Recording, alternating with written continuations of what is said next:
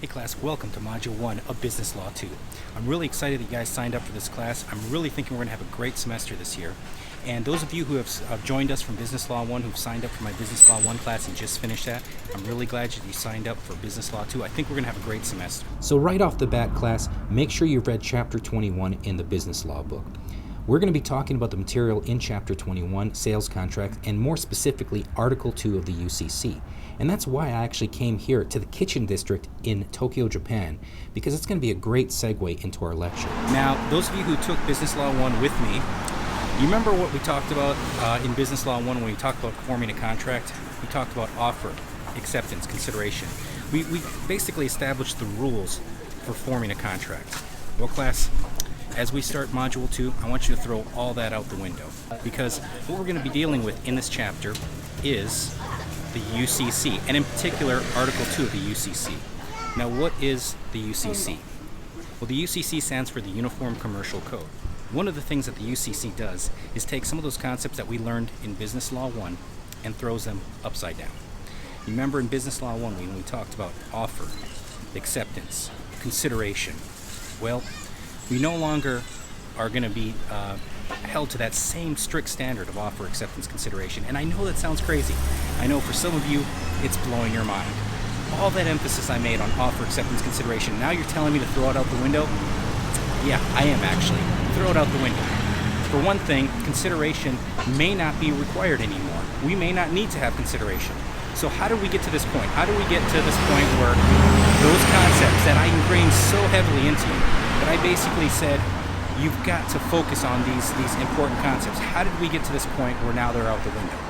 Well, that's thanks to the UCC. And again, the UCC deals with the sale of goods. Now, what do we mean by goods? Well, you undoubtedly have an idea of what I mean when I say goods. When I say sale of goods, you have a gut reaction. You may not be able to define it in a legal term, but you kind of know what goods are. And legally speaking, the way to think of goods are basically something that's tangible and movable and identifiable. So one of the examples would be, if you wanted to buy a car, that's tangible, that's identifiable, that's certainly movable. Whereas services, if you hire me to drive you somewhere, that is not really something that would normally fall under the sale of goods. But as we're going to learn, as we learn more about the UCC, that doesn't always apply. Now, to best understand the material from this week's module, it's important to understand the history of the Uniform Commercial Code.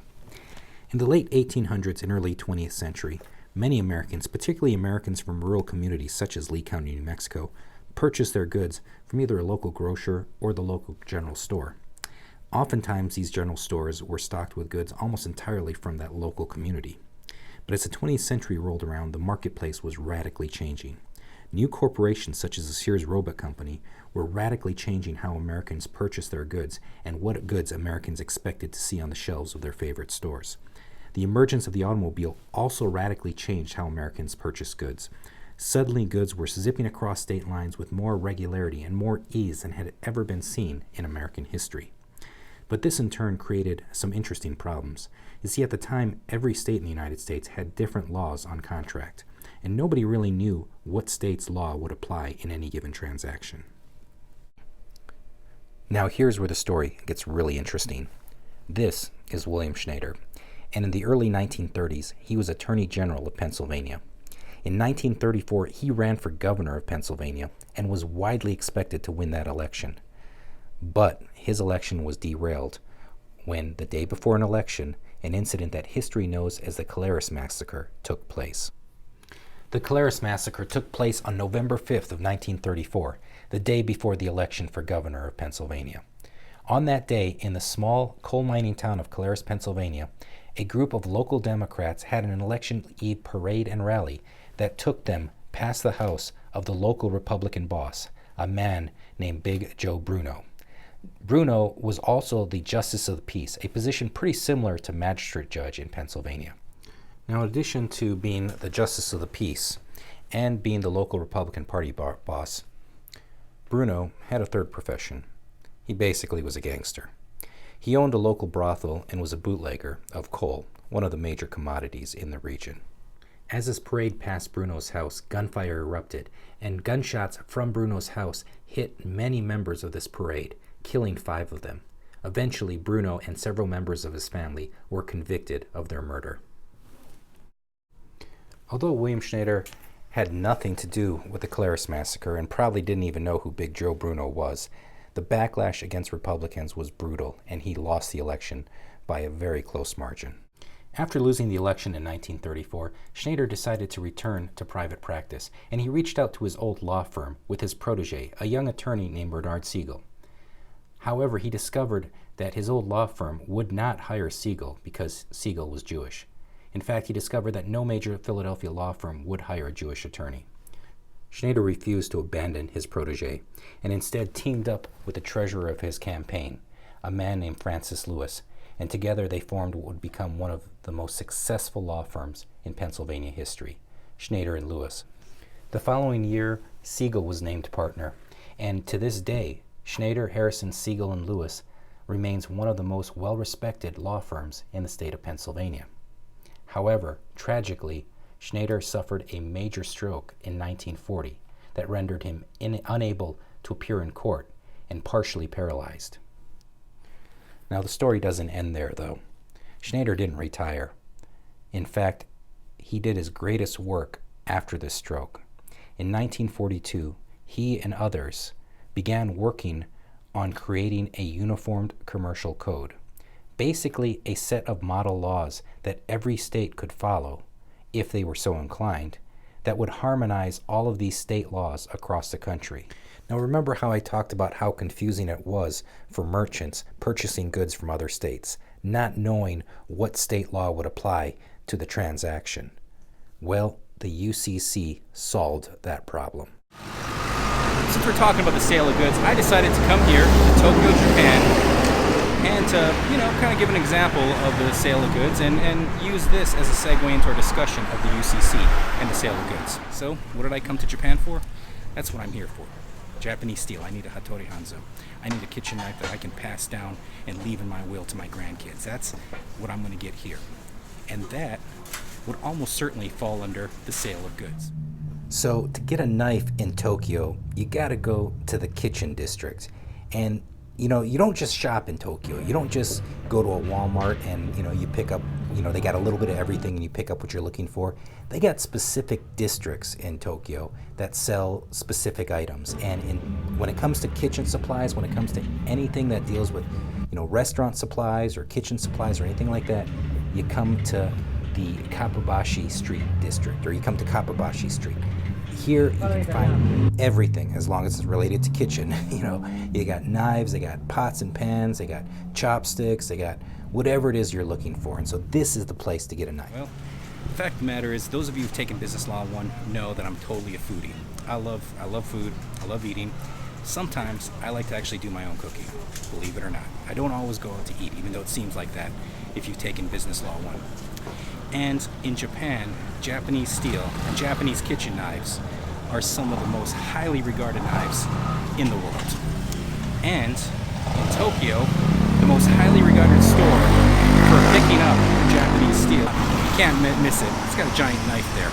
It's Kamada. Now, the interesting thing about Japan is knives are purchased in an entire kitchen district. This entire district is basically full of stores that deal with kitchen supplies. Everything from chopsticks to sauce bowls to utensils like we see here, even like plastic food, which is kind of like a big thing here, but I digress. All right, I'm going to step away from Kamada for just a minute. I'm going to walk down Kappabashi Street just a little bit more and check out a few other stores before I head in to get a knife, but this is going to be an opportunity for me to talk about something really important. Everything here, those little bowls there, these little bowls here, the little teacups, all of this would be defined as goods by the UCC. Remember, tangible, identifiable, movable, all of this stuff would classify as goods. These chopsticks these ladies are looking at, they're goods. If I'm here as a merchant looking to purchase chopsticks, this could fall under the sale of goods. There's not a specific there's not a dollar amount. There's not like, well, this is not particularly useful or this is a really cheap item or anything like that. Goods, tangible, identifiable, movable. That is the definition of goods. So, class, We're going to go inside. I'm going to take a look at the knives here. We're going to pick one out, and we'll talk about how the UCC would apply to this transaction, or in the alternative, a transaction between you and I regarding the purchase of a knife that I'm purchasing here. So for example, if I were here in Japan as a merchant and I'm purchasing knives to sell to you, another merchant of kitchen knives, well, the UCC may control our contract, even if we don't have all the elements of the contract that we talked about in Business Law 1, offer, acceptance, consideration.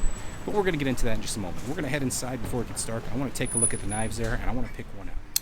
Well, here we are, class, inside Kamada, and I am already blown away. I mean, these knives, the way they display them, I mean, they look amazing. And I don't even know where to start. I don't even know what kind of knife I want to get, but I mean, they aren't cheap. I mean, I won't lie. These knives, they're high quality. They're pretty expensive, but like I said, this is the kind of knife, if you take care of it, it will last the rest of your life. And it is going to be a high-end, high-quality knife. This is going to be really exciting. I don't even know where to start here. I can say for a fact that I'm not going to get any of these knives here. These knives are running, let me do the math real quick. Yeah, some of these knives are like over $1,000. I mean, these are the highest end of the knives. But you know, they've got Damascus steel. They're hand forged. I mean, they're really a work of art, a lot of these knives. And I want to get one with a Japanese handle. I mean, I think that'll be a kind of a neat addition. Now, I'm taking a little bit of a closer look, and you can kind of see, I mean, you can just see the craftsmanship in these knives. And, yeah, I mean, they got knives that are specifically designed for, like, cutting sushi, which I don't think I'm going to need. I mean, I like sushi, but I never make it myself. And, you know, say living in Lovington, it's not like we got a lot of fresh fish, fresh ocean-caught fish that I've got readily available. And I'm certainly not going to be using it to cut sushi. But some of these knives, the ideal ones for like all-purpose, I don't really want to get one of those. These are the really expensive ones, again, the ones that are like $1,000. I just want to check them out some more. But I'd like to get a good steak knife, and I think that'll be one for cutting meat. I think one that's, you know, going to be good for prepping meat. And again, as you can see, the store, it's not a big store, but I mean, it's dedicated entirely to knives. And again, everything you see here, goods. These are all goods. This all falls under the UCC. Well, class, I'm inside Kamada, and I looked at the selection here. It is amazing. I got to tell you, these are the best knives I've ever seen. They look amazing, and these look like really high-quality knives. Now, I went ahead and picked this one out. This is going to be an epic knife. I'm really looking forward to trying this out. But we talked about the UCC and the sale of goods. So how does that apply to what we're doing here today? Well, again, let's say I'm a merchant instead of just a tourist buying this knife. I'm going to buy this knife for purposes of selling it to you. Well, again, we talked in Business Law 1 about offer, acceptance, and consideration. What if we have a written contract, but there's no consideration in it? What if I don't even have a price on there? Would that still be an enforceable contract? Well, everything you learned in Business Law 1 would say no. If there's no price, if there's no consideration, we don't have a contract. Well, guess what, class? Under the UCC, Article 2, we may have a contract. And that's what is such a curveball with this. And that's why, like I said, your mind's probably blown by all this stuff about the UCC. We may, in fact, have a contract, even though we don't have that element of consideration, even if we don't have a final price. But what we do have is we have something tangible, something recognizable, something movable, something identifiable, and we have an agreement. In this instance, the court may, if we ended up having a lawsuit over this, the court may end up finding a price that they find is fair, if they feel that there was a meeting of the minds. But again, we're going to get into that in just a moment. Right now, I'm going to go ahead and buy this knife because I'm really stoked about picking this up, and I can't wait to try it out. But we also have to get something to eat here in Japan while we're here, so we're going to go and grab something to eat here in a little bit, and we'll continue this discussion about the UCC and Article 2 in just a minute. Now, if you finish Chapter 21, one of the things they talked about in Chapter 21 was the Contract for International Sale of Goods, CISG. This was adopted by the United States in 1980, and it basically covered the sale of goods between different parties in different countries. They used a fascinating example of a company that we in the Permian Basin would probably appreciate, involving an oil company that was doing business in Ecuador, a country in South America. Now, the thing with the CISG is that the United States in 1980 basically adopted it, and it sort of takes precedent over any local laws if we're talking about international sales of goods. So this will basically overrule any state law in that particular instance, unless you opt out of it. And you have to be clear that you're opting out of the CISG. So it's basically a federal law passed by the United States, adopted by the United States, and adopted by a lot of other signatory countries that basically says that these laws will control in a contract between parties of these countries. So if Ecuador and the United States, if you're in Ecuador and you get into a contract for the sale of goods with an Ecuadorian company and you don't specifically opt out, then the CISG, the laws of the CISG, will apply to your transaction. That also applies to Japan. Now, I don't know if I'm sure there's a case involving 7-Eleven and a contract for the international sale of goods. If I looked, I could probably find one. But the main thing to remember is that it's basically going to take precedence even over the UCC. It's going to take precedence over local law, and it's going to basically be the law that controls your transaction if you're dealing with the basically an international transaction.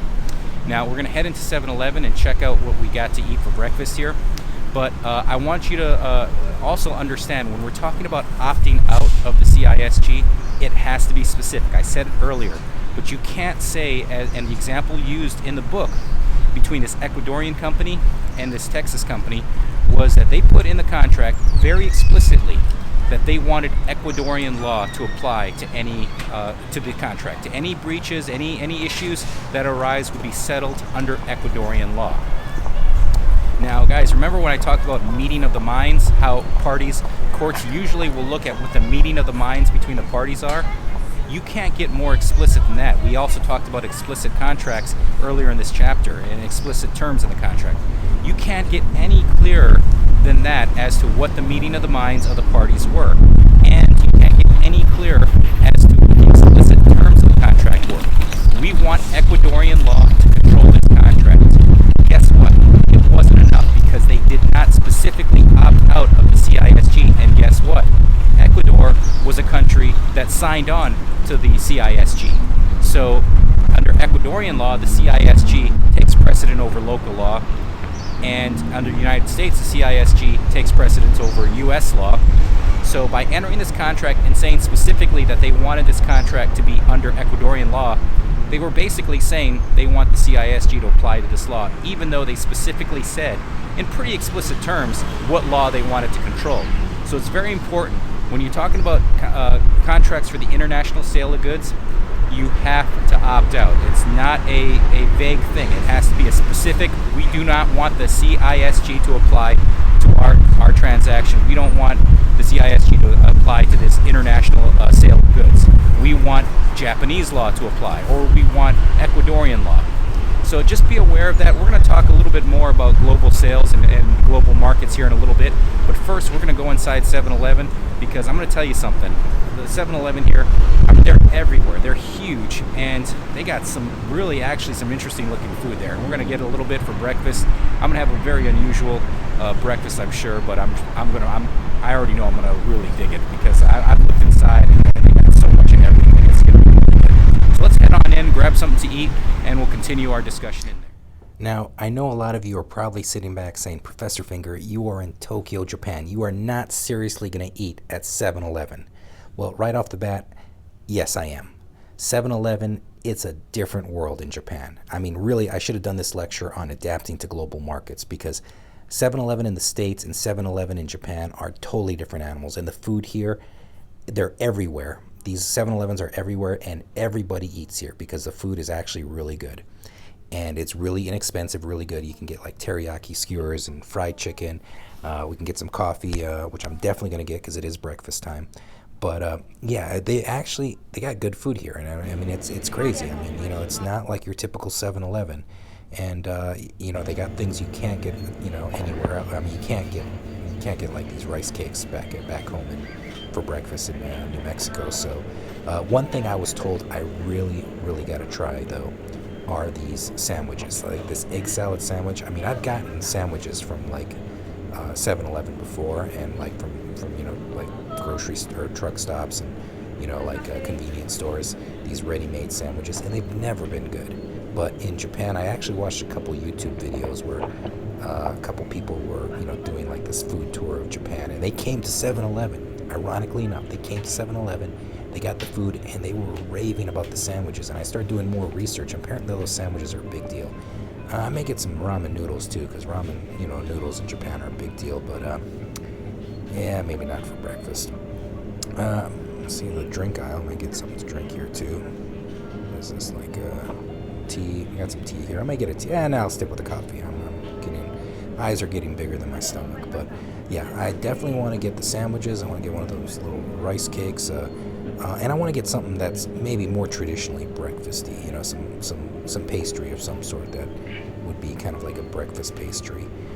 So you got some stuff here that looks like what I would consider more breakfast food, and I'll definitely get some of that. I don't know which one I'm going to get. That looks interesting, and yeah, that totally looks like something you'd find in New Mexico, I gotta say. So yeah, I might have to try that out and just compare it. But Okay, class, well, I went ahead and got breakfast at 7-Eleven. And again, it's amazing how different 7-Eleven is here than it is in the United States. And, I can't help but wonder if there's probably a Japanese professor somewhere filming a lecture in Allsup's and grabbing a bunch of Allsup's burritos. But the food there is really unique.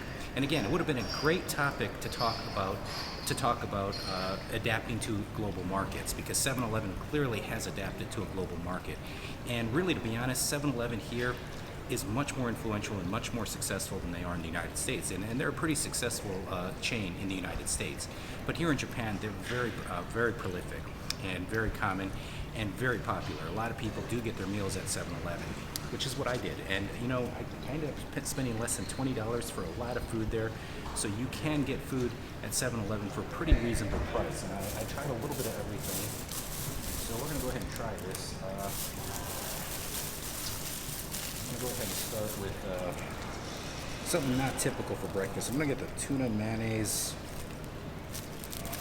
Tuna and mayonnaise, that seems, with rice and seaweed, that seems like an interesting combination, but we'll give it a try, because I think this not your typical New Mexico breakfast, needless to say.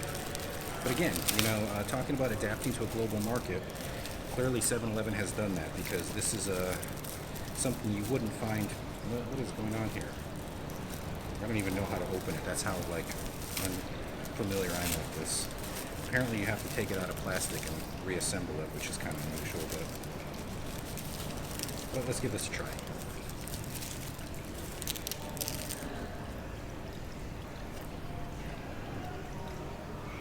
Oh. It's like tuna fish and rice and mayonnaise, so. Well, it's not bad, but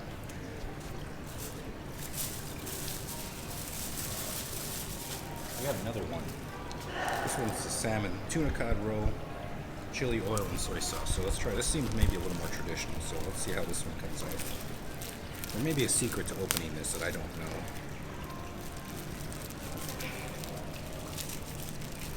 Oops, I'm making a mess here. One thing about Japan is there's like no litter anywhere, so I definitely don't want to be the guy who leaves litter around. I don't know about this. Well, I don't know if I figured out how to open this yet, but I think I've done a little bit better. I don't think it's supposed to look like this after you open it, so I've done something wrong, but.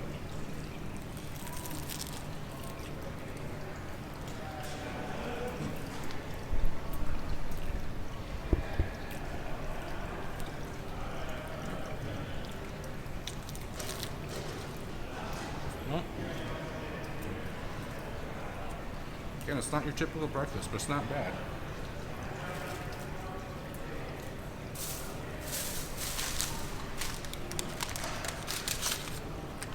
I also got a stick of the fried chicken. I'll give that a try.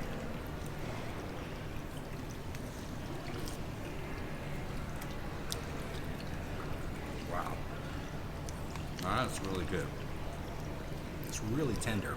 And that's one good thing about going there in the morning, because all the food is fresh. It's actually really, really quite nice. Yeah, I don't mean to hate on Allsup's, but every time I go there, like if you get any food on Allsup's on a stick, usually it's like dried. It's been sitting under the hot lamp for too long. It's not that good, but this is really good. I don't mean to knock on Allsup's. Their burritos are pretty good, but yeah, anything on a stick is usually not that good.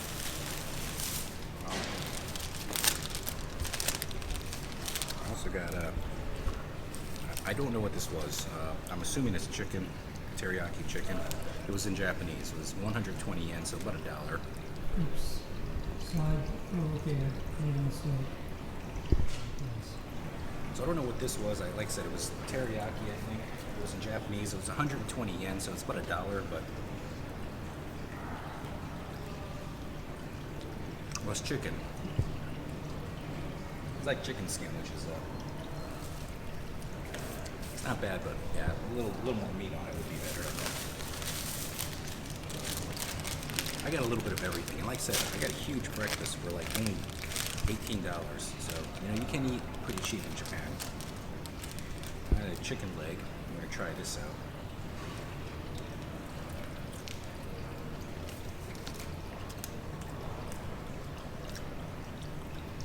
This is actually pretty good.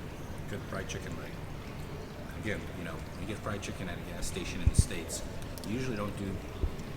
You're usually better off not getting fried chicken at a gas station. But this, you kind of see it. It's very fresh, not overcooked, and very juicy. So this actually, I would definitely recommend the fried chicken leg there. Now this was $2.78 though, so a little more expensive by 7-Eleven standards, but.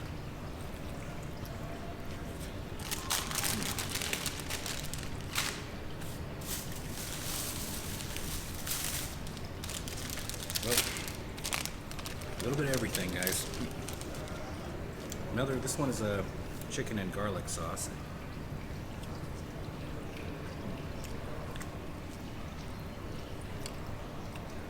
A little too salty, but still not bad. But you can kind of see, it's freshly cooked. It's just caramelized, the sauce on it. But a little salty.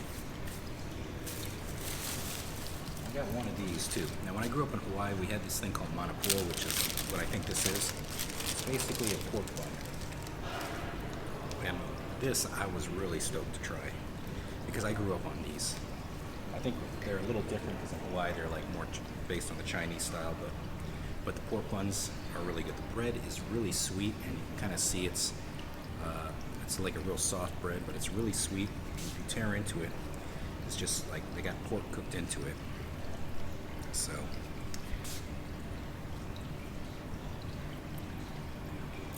wow, just like I remember. That's good.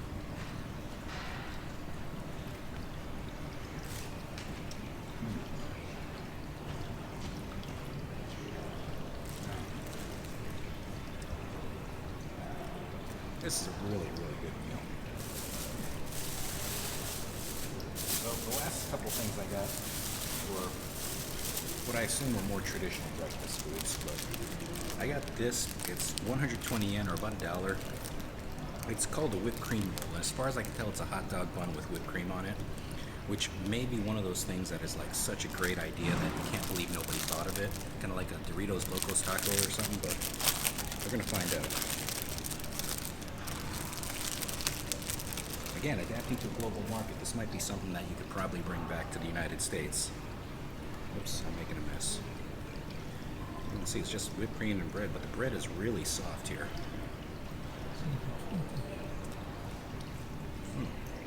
Actually, really good.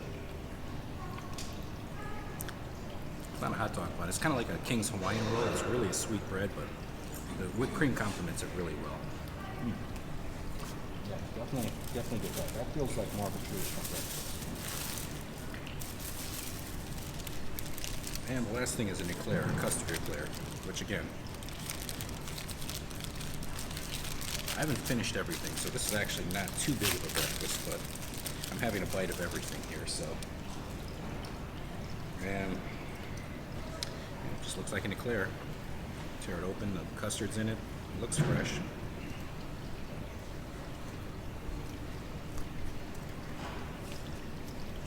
Wow, that's really good too.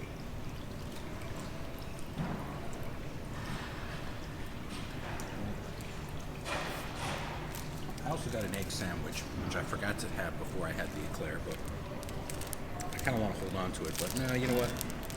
We'll try it. Now, the egg sandwiches are kind of a big deal here, and I've seen them before, and I never thought they were something worth trying because, I mean, look at it, it's just an egg sandwich, but and they're a little bit more pricey. They're 220 yen, which comes out to about $2. But the bread, again, is really soft. You can kind of see it here. They cut off the edges of it, which, you know, if you don't like the edges of bread, which pretty much nobody does, then it's not a bad sandwich. But it's really soft and spongy. Yeah, good sandwich. It's an art form, the way they make their sandwiches here. Well, guys, I tried a little bit of everything. I made a mess here. I feel a little bit bad because, like I said, nobody leaves litter around, so I got to clean this up. But I'm going to go ahead and finish my breakfast. I'm not going to eat all of this because this is a lot of food. But again, for under $18 or about $18, I got a pretty big sample of food. And as I said, when we're talking about adapting to global markets, 7-Eleven clearly has done it. But that's not really the topic of this week's conversation. We're talking about contract for international sale of goods. And again, remember on that the CISG trumps basically local law. It basically takes over unless you specifically opt out. So the one thing you want to remember about the CISG is you have to opt out, and otherwise it's going to apply in a transaction of a sale of goods between international parties, between a party from, as we saw in the book, Ecuador and the United States, or between somebody from Japan, or a company in Japan and the United States. So again, remember, opt out. Well, class, we're going to go ahead and finish up my breakfast. Make sure that you read Chapter 22 for next week's module. We'll catch you next week for Module 2.